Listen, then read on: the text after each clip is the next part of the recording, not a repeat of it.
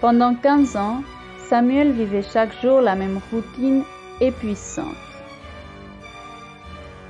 Au son aigu du réveil, à 6h30 du matin, il se levait comme un ressort, se baignait, se rassait, s'habillait à la vitesse de l'éclair, déjeunait à moitié, partait en voiture, encore à moitié endormi dans la folle circulation, et arrivait à son bureau les nerfs à vif, toujours à l'heure. Il saluait son patron avec un sourire fin et donnait un baiser froid et distant à sa secrétaire. Puis, 8 heures monotones, interrompues seulement par un déjeuner insipide et bref de travail administratif, bureaucratique, de papier, de comptes, de bilan, de procédures, de règlements, d'ennui et encore d'ennui jusqu'à 6 heures de l'après-midi où il retournait à sa voiture pour subir les assauts tortus de la circulation folle 1h30 durant.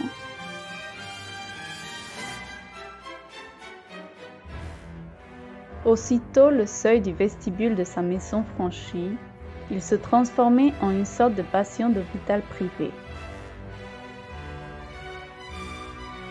Il se rendait dans sa chambre, enfilait son pyjama et se glissait dans les couvertures, réclamait le dîner dans son lit et accordait avec gourmandise quelques sourires à ses 2 filles.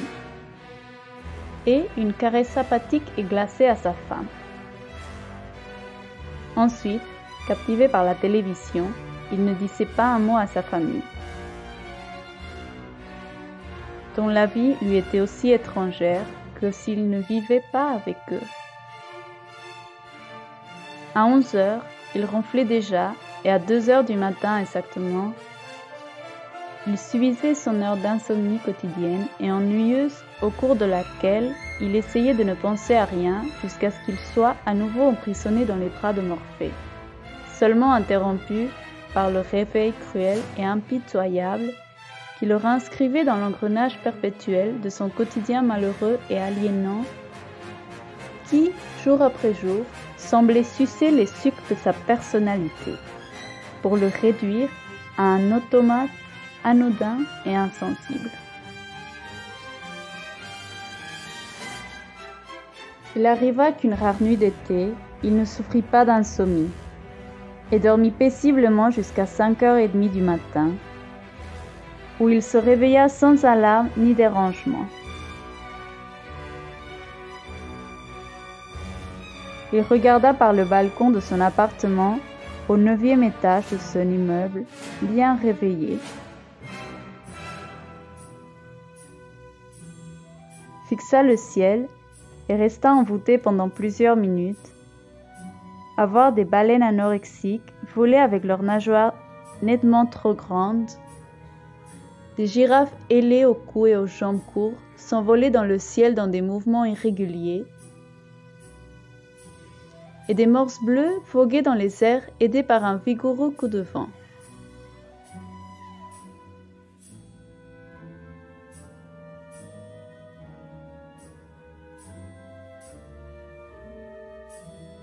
En contrebas, l'avenue se transformait en un fleuve cristallin et paisible, dont les eaux transparentes revelaient dans leur profondeur de nombreux oiseaux sous-marins, aux ailes transformées en nageoires et au plumage en écailles phosphorescentes qui illuminaient le fleuve de belles couleurs aux multiples tonalités, tandis que des belles sirènes exécutaient des pirouettes gymniques rythmées au rythme d'un ballet de Ravel.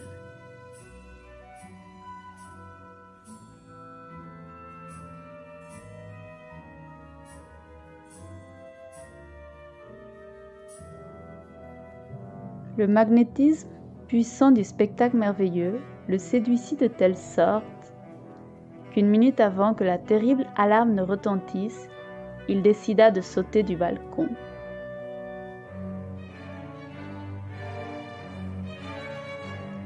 Que ce soit pour plonger dans les eaux attrayantes du fleuve multicolore ou pour voler dans le ciel infini, mais au moment où l'alarme retentit de son bruit infâme, Samuel ne se leva pas. de son lit, ni du fleuve, ni du ciel.